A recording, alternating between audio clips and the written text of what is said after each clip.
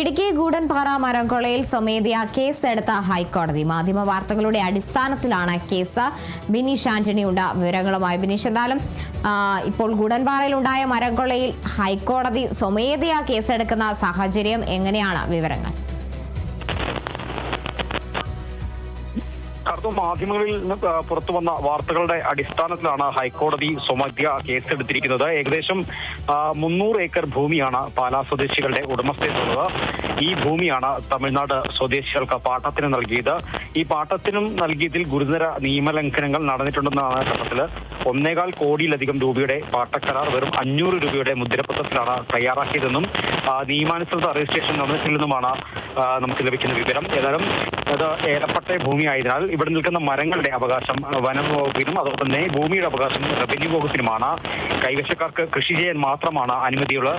എന്നിരിക്കെ ഈ വ്യവസ്ഥകൾ ലംഘിച്ച് വ്യാപകമായി മരങ്ങൾ മുറിച്ചു മാറ്റി എന്നാണ് ഈ വനവകുപ്പ് കണ്ടെത്തിയിരിക്കുന്നത്. ഈ പ്രാവശ്യം മാത്രം 39 മരങ്ങൾ മുറിച്ചു കടത്തുകയും അതോടൊപ്പം തന്നെ 70-ലധികം മരങ്ങളുടെ വേരുകൾ നശിപ്പിക്കുകയും ചെയ്തിട്ടുണ്ട്.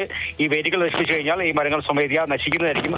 അതിനുശേഷമായിരിക്കും ഇത് മുറിച്ചു മാറ്റുന്നത് എന്നാണ് നമുക്ക് അറിയാൻ സാധിക്കുന്നത്. ഏതായാലും ഏലകൃഷിയുടെ മറവിൽ വൻതോതിൽ ഇവരുള്ള മണ്ണ് ദുരൂപീകരണം നടത്തിയതായും 3 ഏക്കറിലധികം വിസ്തൃതിയിൽ കുളങ്ങൾ നിർമ്മിച്ചതായും കണ്ടെത്തിയിട്ടുണ്ട്. ഈ കണ്ടെത്തലുകൾ ഉൾപ്പെട്ട റിപ്പോർട്ട് വനവകുപ്പ് ദേവികുളം സബ് കളക്ടർക്ക് കൈമാറിയിട്ടുണ്ട്. വിഷയത്തിൽ അന്വേഷണം നടത്തി ആവശ്യമായ നടപടി സ്വീകരിക്കുമെന്നും സബ് കളക്ടർ വ്യക്തമാക്കിയിട്ടുണ്ട്. ഏതായാലും തമിഴ്നാട് സ്വദേശികളാണ് ഈ പാട്ടഭൂമിയിൽ നിയമലംഘനങ്ങൾക്ക് പിന്നിലെന്നാണ് പ്രാഥമിക കണ്ടെത്തൽ.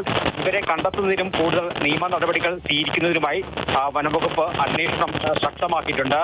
വ്യാപകമായ മരമുറിയാണ് ഈ ഭാഗത്ത് നടത്തിയിരിക്കുന്നത്. മരമുറിയും അതോടൊപ്പം തന്നെ ഭൂമി ദുരുപയോഗം വ്യക്തമായ സാഹചര്യത്തിലാണ് ഹൈക്കോടതി സ്വമേധയാ കേസെടുത്തിരിക്കുന്നത്. ഇന്ന് വനംവകുപ്പ് സ്ഥലത്ത് വീണ്ടും പരിശോധന നടത്തും. അതോടൊപ്പം തന്നെ ഈ നിയമലംഘനത്തിൽ പങ്കുള്ളവരെ കണ്ടെത്താനുള്ള നടപടികളുമായി വനംവകുപ്പ് മുന്നോട്ട് പോകുമെന്നാണ് നമുക്ക് അറിയാൻ സാധിക്കുന്നത്. ഏതായാലും കഴിഞ്ഞ 1.5 വർഷത്തിനിടെ ഇതേ പ്രദേശവുമായി ബന്ധപ്പെട്ട് വനംവകുപ്പ് രജിസ്റ്റർ ചെയ്ത 3ാമത്തെ കേസാണിത്. ഈ 3 കേസുകളിലായി ഏകദേശം 200ഓളം മരങ്ങളാണ് മുറിച്ച് നശിച്ചതെന്നാണ് കണക്ക്.